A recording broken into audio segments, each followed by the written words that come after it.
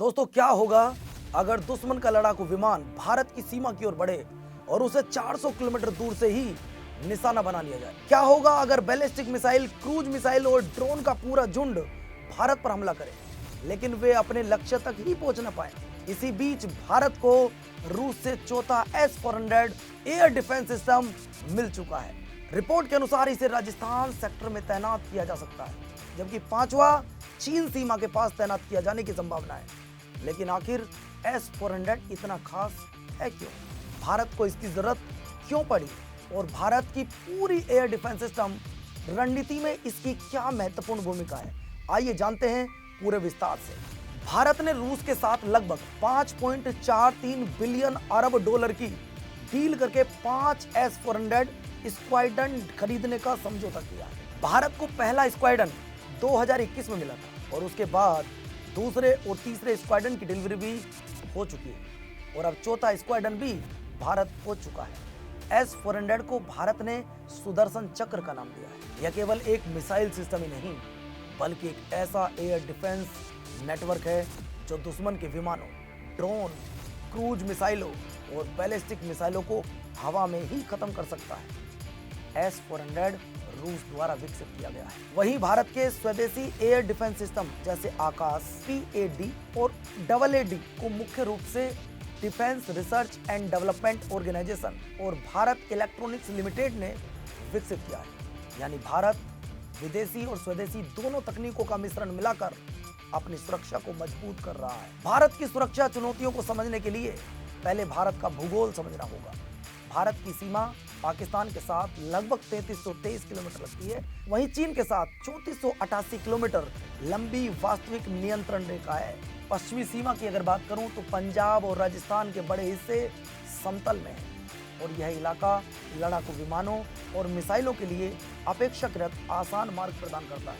लेकिन उत्तरी सीमा लद्दाख, उत्तराखंड, सिक्किम और अरुणाचल प्रदेश जैसे क्षेत्रों में ऊंचे ऊंचे पर्वत हैं। लेकिन आधुनिक मिसाइल और एयरक्राफ्ट तकनीक के दौर में पहाड़ भी पूरी सुरक्षा की गारंटी नहीं देते हैं। समुद्री चुनौती भी है। भारत की 7516.6 किलोमीटर से अधिक लंबी तट रेखा है। अरब सागर और बंगाल की खाड़ियों में भी सुरक्षा चुनौतियां बनी रहती हैं। ऐसे में भारत को एक ऐसी प्रणाली चाहिए जो एक साथ कई दिशाओं से आने वाले खतरों को रोक सके। यहीं पर S-400 की भूमिका शुरू हो जाती है। पाकिस्तान से संभावित खतरा है। पाकिस्तान के पास कई प्रकार की बैलिस्टिक मिसाइल और क्रूज मिसाइलें मौजूद हैं।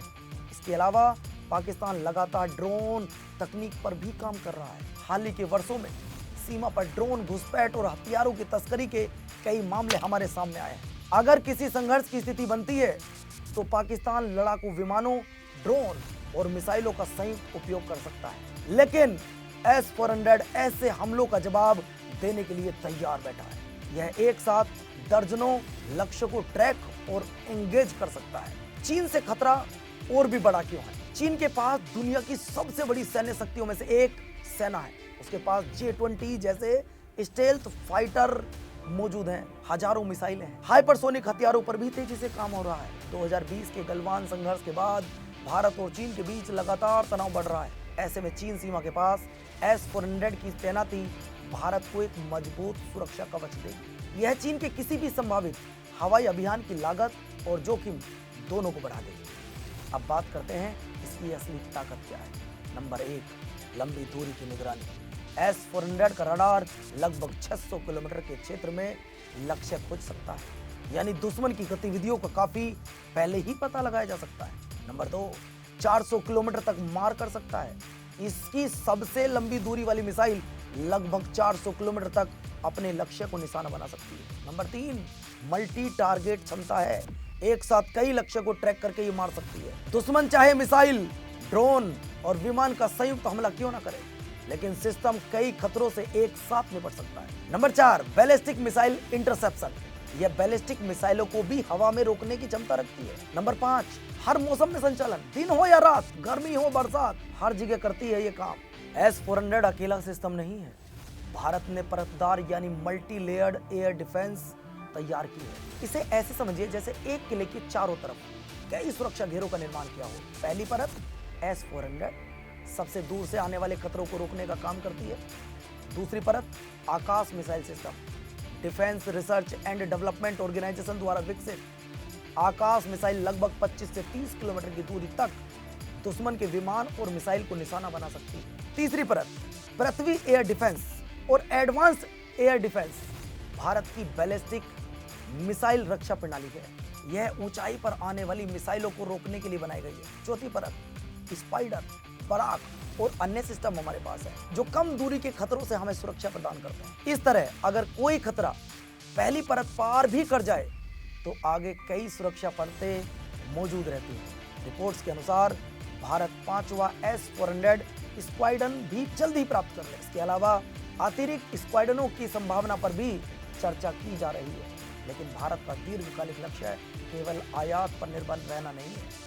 भारत अपने स्वदेशी एयर डिफेंस प्रोग्राम को भी तेजी से आगे बढ़ा रहा है। भविष्य में भारत और भी आधुनिक स्वदेशी प्रणालियां विकसित कर रहा है।